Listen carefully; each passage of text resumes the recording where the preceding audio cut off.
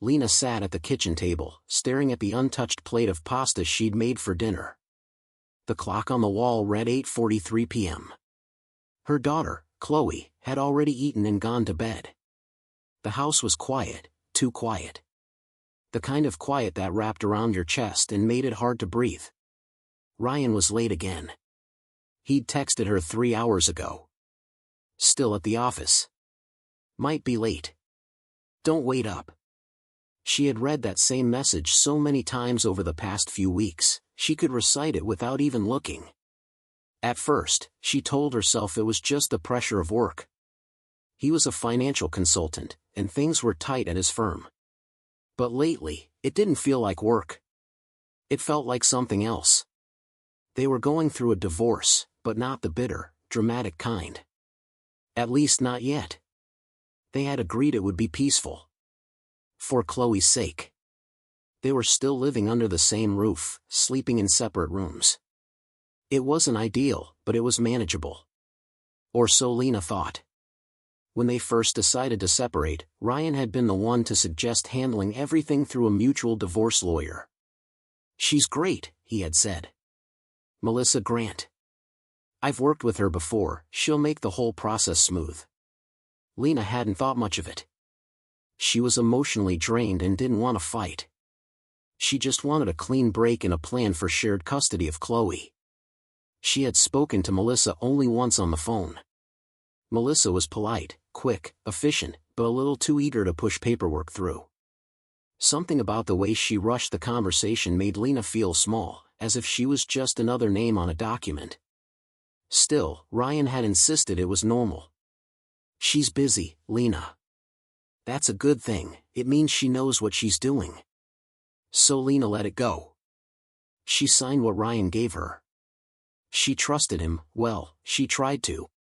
But lately, things had started to shift. Ryan became cold. Distant. He no longer joined her and Chloe for dinner. He stayed glued to his phone, texting in the hallway, sometimes walking out to his car to take calls at 11 p.m. Lena noticed small things, the faint smell of perfume on his jacket, the way he smiled when his phone buzzed, the way he shut his laptop quickly when she walked into the room. She told herself she was imagining it. That paranoia was part of the divorce roller coaster. But tonight was different. It was nearly 11:15 p.m., and Ryan still wasn't home. He hadn't called. He hadn't even texted. Lena poured herself a glass of water and sat on the couch, flipping through her phone, mindlessly scrolling. That's when she remembered something. They still had each other on Find My Location, an old habit from when Chloe started school. Lena hadn't checked it in months. She opened the app. Her hands trembled. The little blue dot that represented Ryan was not near his office. It wasn't even downtown. It was across the city, in a quiet, residential area. A neighborhood she didn't recognize. She zoomed in. Melissa Grant's name popped up on the map. Lena stared at the screen, not breathing. Her husband, well, almost ex-husband, was not working late. He was at their divorce lawyer's house. At night. With no explanation. Her mind raced. It had to be a mistake, right? Maybe he was dropping off some papers? Maybe Melissa was having an emergency? But then again, what kind of emergency needs your client at your house at 11 p.m.? Her heart pounded in her chest. Her face felt hot. Everything started to blur. She could hear her thoughts spiraling. Why is he there? What's going on between them? How long has this been happening?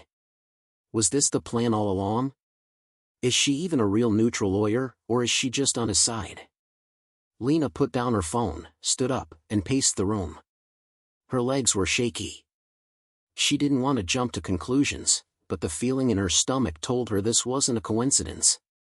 She went to Chloe's room, gently opened the door, and peeked in. Chloe was fast asleep, her favorite stuffed bear tucked under her arm. Her chest rose and fell softly. Lena slowly closed the door, then returned to the couch. She sat in the dark, lit only by the glow of her phone screen. The blue dot hadn't moved. Still at Melissa's. She took a deep breath. She told herself not to cry. But one tear fell anyway. Not because of the betrayal she feared, but because something inside her said, this changes everything. She could no longer ignore the red flags. The distance. The silence. The late nights. The locked phone. The smell of unfamiliar perfume. The way he had chosen the lawyer himself. The way Melissa rushed her to sign documents she barely understood. What if it was all a setup? What if the woman handling their divorce was actually helping him cheat, not just on their marriage, but on her rights? Lena stood up again. This time, she walked to the hallway, grabbed her coat, and picked up her keys. She wasn't going to confront anyone yet. But she needed to see it for herself. She needed proof. Not just for court. For herself. Because if what she suspected was true, this wasn't just about betrayal. It was about being played. And Lena wasn't going to be played anymore. The night was cold. Lena wrapped her coat tighter around her shoulders as she stepped out into the driveway. The streetlights buzzed softly, casting long shadows on the pavement. Everything looked calm on the outside. But inside Lena's chest, a storm was rising. She climbed into her car with trembling hands.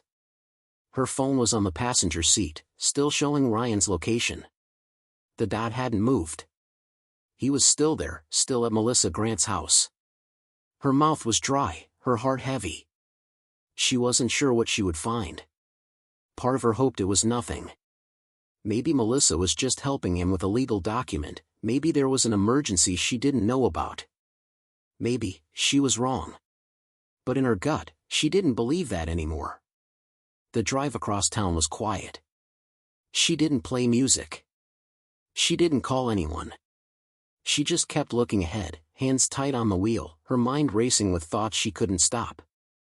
As she entered the gated neighborhood, she saw expensive homes lined up like little mansions, each one spaced perfectly apart. Perfect lawns, warm lights glowing from windows, and cars parked neatly in driveways. It was the kind of place where nothing bad was supposed to happen. But something wasn't right here. Not tonight. She found Melissa's address. It was a large house with tall hedges, a brick path, and warm yellow lights glowing inside. A silver SUV, Ryan's SUV, was parked outside, engine off. His car was here. There was no mistake. Lena parked 2 houses down, close enough to see, far enough not to be noticed. She turned off her headlights, shut off the engine, and sat in the dark. Her hands clutched her phone. She zoomed in with the camera, pointing it at the house. There was movement inside. A figure walked past the front window, then another. She couldn't see clearly. So she did something she never thought she'd do. She got out of the car. Step by step, Lena walked down the sidewalk, staying in the shadows of the trees. Her breath fogged in the cold air. Her heart was pounding so loudly she was afraid they might hear it from inside. She reached the bushes in front of the house and crouched low, peeking through the leaves. And then, there they were. Ryan and Melissa. Inside her living room. He was sitting on the couch, relaxed, smiling. Melissa walked over in a silk robe, carrying 2 glasses of wine. She handed one to Ryan and sat beside him. Too close. Way too close. They clinked glasses. She leaned into him and whispered something. He laughed. Lena's stomach turned. There was no sign of paperwork. No files. No briefcase. Just candles, wine, soft music. It was a date. Her soon-to-be ex-husband and the woman who was supposed to handle their divorce fairly were sitting together like lovers. Comfortable. Familiar. Like this wasn't the first time. Lena raised her phone and took photos quietly, zooming in on their faces, the wine, the robe, the couch. She didn't know what she would do with the pictures, but something inside her told her she might need them. As she watched them, she felt something inside her crack, not anger. Not jealousy. It was something colder. The realization that everything, was a lie. Ryan hadn't just fallen out of love. He had fallen into someone else. And worse, he had dragged Lena into a legal process where she was being manipulated by the very person he was sleeping with. She remembered all the times Melissa rushed her to sign things. All standard, she'd said. Just trust the process. Now Lena wondered, what exactly had she signed? Did Melissa trick her into giving up something? Money? Custody? Her heart raced as the pieces started to fall into place. Ryan had chosen Melissa for a reason. Not because she was a good lawyer. Because she was his lawyer, his partner in every way. And Lena had walked right into it. She crouched there a little longer, just watching. At one point, Melissa got up and walked out of the room. Ryan followed. They disappeared toward the hallway. The bedroom, maybe. Lena didn't want to see more. She stood up, turned away, and walked back to her car. She didn't cry. She didn't scream. She just drove. Her hands were steady now. Because in that moment, something inside her had changed. She wasn't hurt anymore. She was focused. When she got home, the house was quiet. Chloe was still asleep. Lena tiptoed into the kitchen, took out a notebook, and wrote down everything she had just seen. She wrote the time, the address, the details of what they were doing. Then she printed the photos from her phone and clipped them to the page. She wasn't going to confront Ryan yet. He would lie. He always did.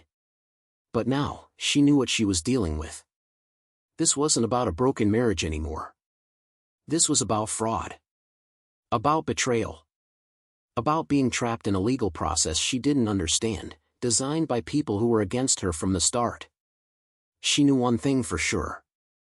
She needed her own lawyer. She picked up her phone and searched for top-rated divorce attorneys in the city. Someone experienced. Someone ruthless. She wasn't going to play nice anymore. She wasn't going to sit quietly while two people tried to steal her house, her rights, and maybe even her child. Ryan thought he was clever. Melissa thought she was protected. But they had made one mistake. They thought Lena was weak. They thought she wouldn't fight back. They thought she would never find out. But now, she had. And she was done being silent. The morning light filtered through the blinds, soft and golden, but Lena didn't feel calm. She had barely slept. Her body had been in bed, but her mind never rested. The images from Melissa's house played again and again behind her eyes, Ryan with that easy smile, Melissa in her robe, the way they looked so relaxed, like they weren't hiding anything at all. But they were hiding everything. By 7 a.m., Lena was already dressed, seated at the dining table with her laptop open. Chloe was still asleep, and the house was silent except for the sound of Lena's fingers tapping the keyboard. She wasn't just looking for a lawyer, she was vetting them. She needed someone sharp. Someone experienced in contested divorces. Someone who didn't just play fair but played smart. After reading countless reviews, she found someone. Danielle Ross. A former prosecutor turned divorce attorney, known for defending women who'd been manipulated in their settlements. Lena scheduled an appointment for that afternoon. Later, as she packed her purse, she heard Ryan's car pull into the driveway. For a moment, her heart jumped. She braced herself. He walked in casually, like nothing had happened. "Morning," he said, setting his keys on the counter. "Sorry I stayed out. I fell asleep at work." Lena stared at him. Fell asleep at work. He didn't even bother to change the lie. He thought she was too soft to question him. Lena forced a smile. "It's okay," she said. "I know how busy you've been." Ryan seemed relieved, maybe even smug. He poured himself a coffee and scrolled through his phone. "I'll forward you the latest draft from Melissa later today," he added. "It just needs your signature." Lena nodded. "Great. Can't wait." But in her head, she was screaming. By the time she entered Danielle Ross's office that afternoon, Lena felt like a different person. She carried a folder with all the screenshots, printed photos, voice memos, and notes she had written the night before. Danielle was sharp-eyed, calm, and didn't waste time. Lena explained everything, how Ryan had chosen the lawyer, how Melissa had rushed her to sign the first few documents, how she found him at Melissa's house, and what she suspected. Danielle listened carefully. Then she asked the most important question. "Do you still have copies of the papers Melissa asked you to sign?" Lena nodded. "Yes. I never threw anything away." "Perfect," Danielle said. "We'll start there." She flipped through Lena's documents, her brow furrowed. Then she pulled up the official court record on her laptop. "What I'm seeing here," Danielle said slowly, "isn't what you brought in." Lena blinked. "What do you mean?" Danielle turned the screen toward her. "The version of the divorce agreement submitted to the court gives Ryan full ownership of the house, primary custody of Chloe, and control over your shared savings account." Lena felt like the air had been punched out of her lungs. "But I didn't agree to that," she whispered. "I never signed that." Danielle clicked through the document. "The signature is a digital copy. Not an original. It can be copied, manipulated, easily faked." Lena's hands began to shake. "He forged my signature." Danielle nodded slowly. "Or Melissa did. Or they did it together. This isn't just about cheating, Lena. This is fraud." Tears burned Lena's eyes, not from sadness, but from rage. She had been ready for a peaceful split. She hadn't asked for anything unfair. Just what she and Chloe needed to be okay. And they tried to rob her of even that. Danielle moved fast. She called in a document analyst to review Lena's real signature versus the one submitted to the court. She also filed a motion to freeze the current divorce proceedings and block any changes to property ownership or custody until further investigation. Lena gave her everything, the photos of Ryan and Melissa together, the messages from Ryan pressuring her to just sign quickly, and most importantly, a voicemail that she hadn't realized she had until that morning. She had accidentally left her phone recording on her lap one day when Ryan had answered a call on speaker. It was Melissa. And her voice said, "Don't worry, by the time she realizes what she signed, it'll already be filed." Ryan laughed in the background. That was the moment Lena stopped being a victim. She had proof. She had a lawyer who believed her. And now, she had a strategy. That night, Ryan came home like everything was fine.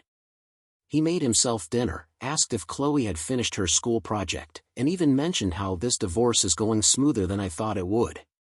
Lena smiled politely. "Yes, it's going great," she said. "Almost over." She sat across from him with calm eyes and steady hands. Inside, she was on fire. She had always been quiet, agreeable, the one who smoothed things over. But now she realized that's exactly why Ryan thought he could walk all over her. He underestimated her. He thought she'd never look past what he told her. He thought he could sit in her kitchen, eat her food, and lie to her face, while planning to take everything. But now the tables were turning. He just didn't know it yet. The next morning, Melissa Grant received a letter from the State Bar Association. An official investigation had been opened into her conduct.